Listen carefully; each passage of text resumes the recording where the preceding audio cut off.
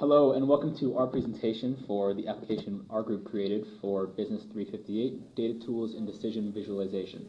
My name is Jonathan Namani and I'm in a group with David Wu, Sebastian Sinistera, Timothy Kwok, and Ryan Leone.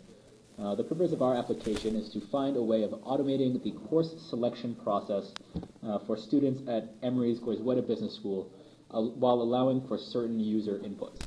And despite the relatively simple output, the logic and the underlying framework of this application is quite complicated and robust, and as I'm about to show you right now.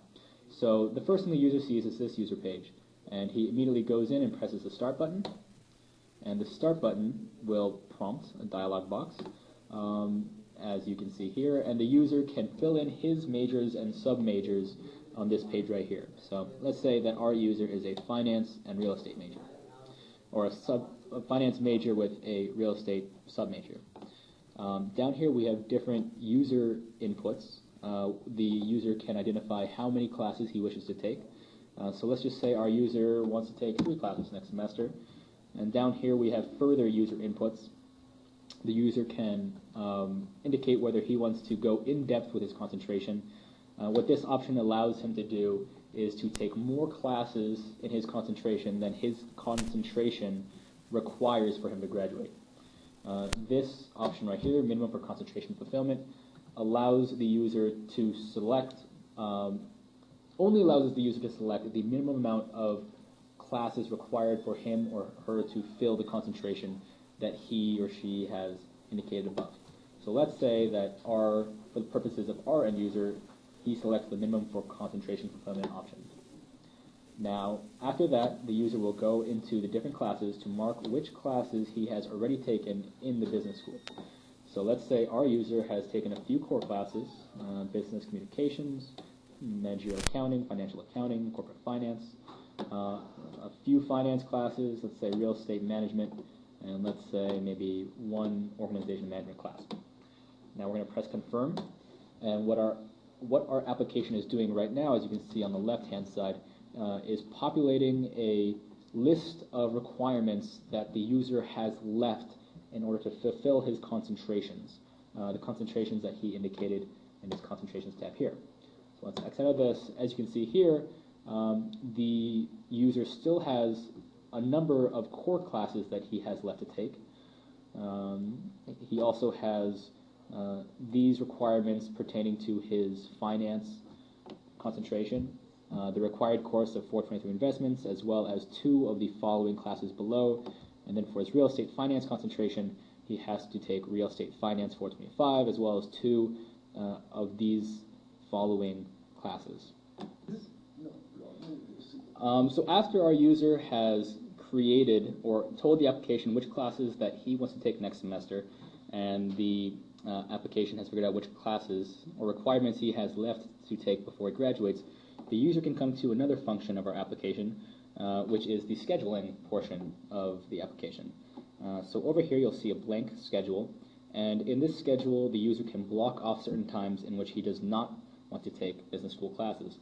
So for instance, let's say our user wants to not have any classes on Monday, maybe because he's having an internship or because he doesn't like waking up early on Mondays, so he'd just rather not have class on Monday. He can select all Monday classes and choose the block off option. Additionally, maybe our user doesn't want to take any classes before 10 o'clock, so we can block these off as well. And let's say our user doesn't want to take evening classes, so he can block off this whole portion as well. So there we go. Block off. All right. Now after this, the user can click Optimize Schedule, and what the application is doing is optimizing a schedule that meets the constraints that the user has put in. In this case, the user has indicated that he does not want to take Monday classes, nor morning or evening classes. So the application is looking to the classes over here, which the user has indicated, or which the application has figured out that the user is required to take, and then going into the database of classes that are being offered next semester and coming up with a schedule that optimizes an optimized schedule that meets the constraints that were given by the user. So in this case, we can see that the optimization is complete, and the application has selected 3 classes, which include Legal Environment of Business, Advanced Corporate Finance and Investments, and it even gives the room number that it'll be in, as well as the time period and the date. Down here, we can see what our progress looks like for our user in terms of his concentrations. So I think we indicated that he was a real estate and finance concentration.